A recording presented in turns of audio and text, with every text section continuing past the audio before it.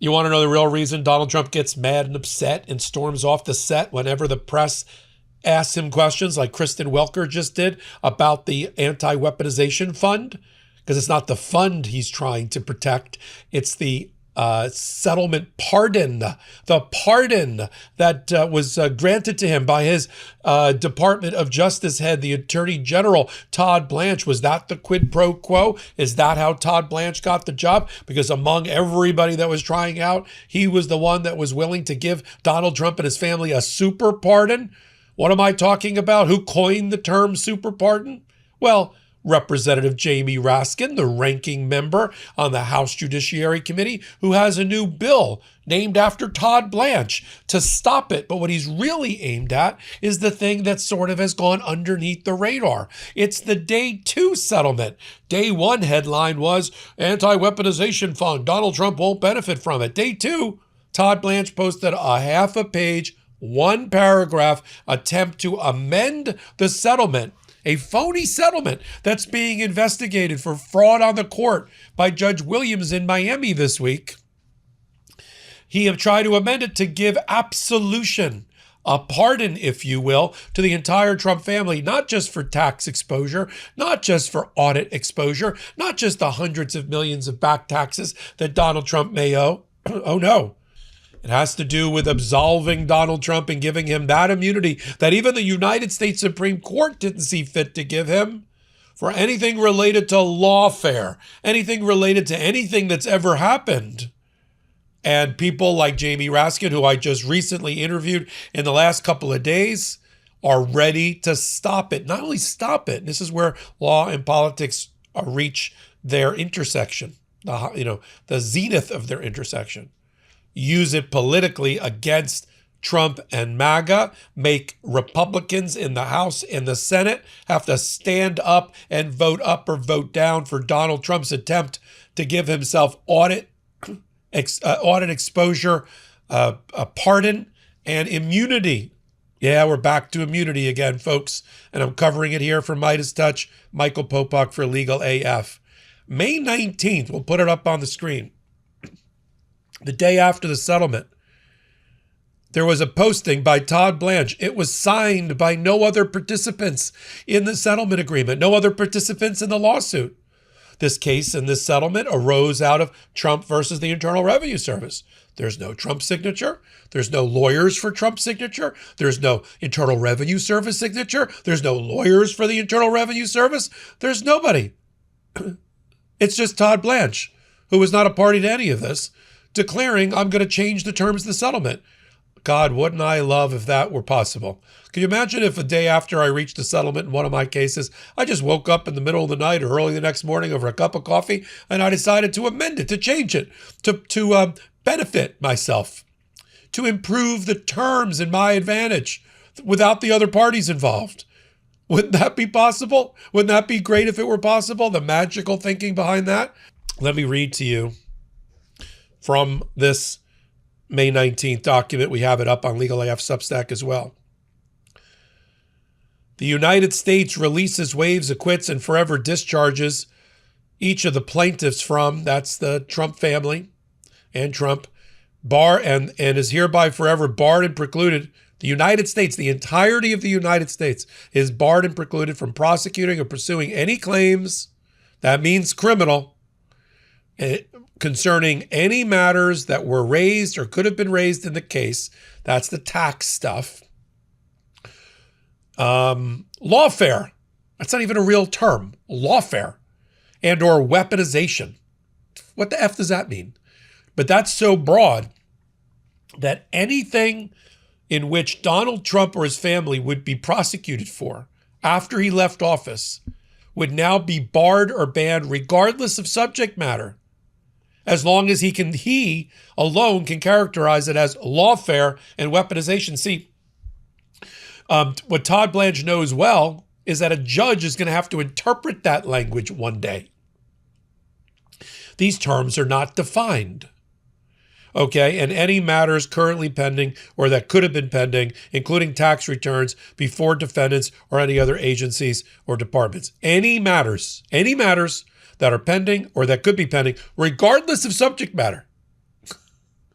This is the ticket out of jail. This is the get out of jail free card. Even the Supreme Court didn't give Donald Trump that with the Trump versus United States criminal immunity decision 3 years ago.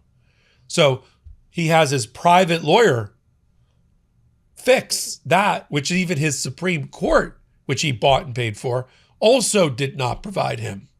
Here's what Representative Raskin had to say about all that during my interview with him while I was at Netroots Conference in Philadelphia over the weekend. Play the clip. So let's talk about the Blanche Act that you've proposed. We see Scott Bessent getting his backside handed to him by your colleagues about the attempt to wipe away years of tax and audit liability. Todd Blanche has not yet had to answer for that in Congress, but he will with your act. Talk about the Super Pardon Act the Blanche Act that you've just proposed. Well, it shuts down both of this specific one and any attempts to do the same thing in the future. The president should not be able to bring a lawsuit against the government and then settle the lawsuit by giving himself permanent lifetime immunity from any crimes or civil offenses committed.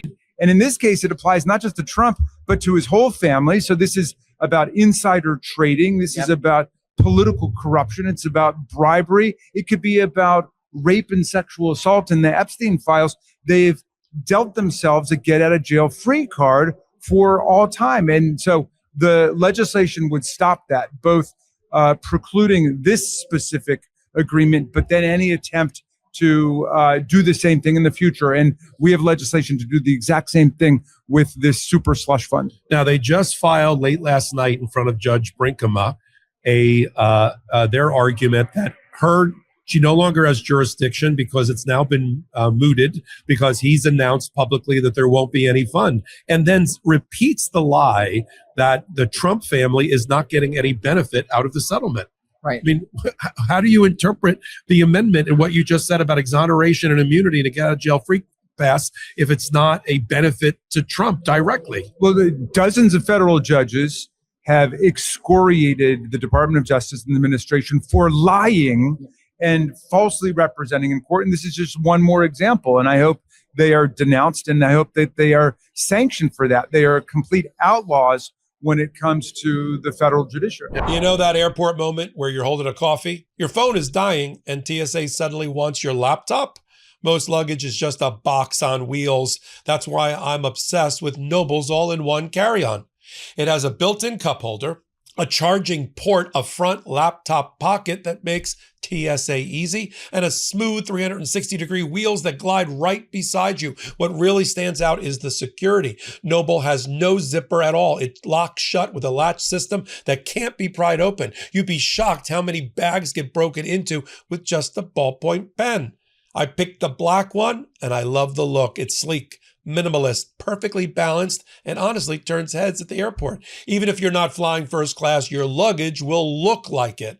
Noble gives you real travel peace of mind, security, design, and convenience all in one. They sell out fast, so get it while you can. Noble is the #1 top-rated luggage on Trustpilot. Every suitcase comes with a 100-day money-back guarantee and free 3-day express shipping. Did I mention it has a lifetime warranty? It's the last suitcase you'll ever need to buy. Upgrade to luggage that looks better, lasts longer, and travels smarter. Head to nobletravel.com for up to 46% off your entire order. That's NOBL travel.com for up to 46% off.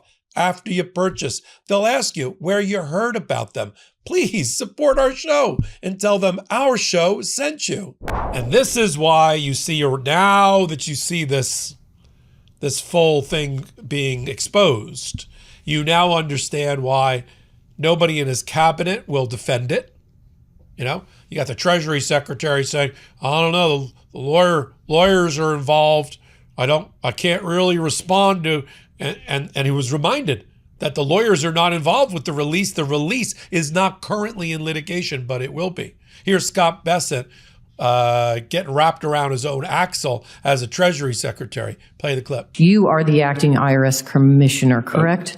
That is incorrect. What is your position right now with the IRS? My term expired. So you have no position with the IRS whatsoever? The IRS is a bureau that reports to Treasury. When there is no commissioner, those duties float up to me. There is no commissioner, so I assume those duties. So there is no commissioner, so you're acting commissioner? No, that's incorrect. Okay, so for purposes of the public, let's get it straight so the public knows your involvement. There is no commissioner. There's somebody that is acting. I had previously been the acting commissioner. Okay. Senator Warren, who likes to send me a lot of letters, was kind enough to send me a letter. Yeah, I'm just trying to figure out your role with the IRS. For the purposes of the public and transparency, what is your role currently with the IRS and your authority? I am performing the duties of the commissioner.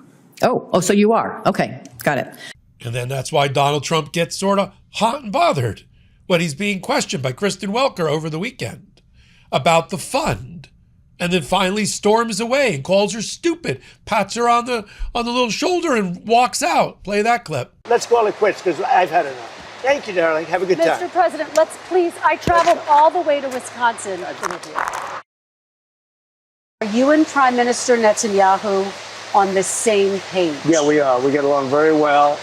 We've been great comrades. We did a very, very big number on a certain country that was nothing but trouble for 47 years.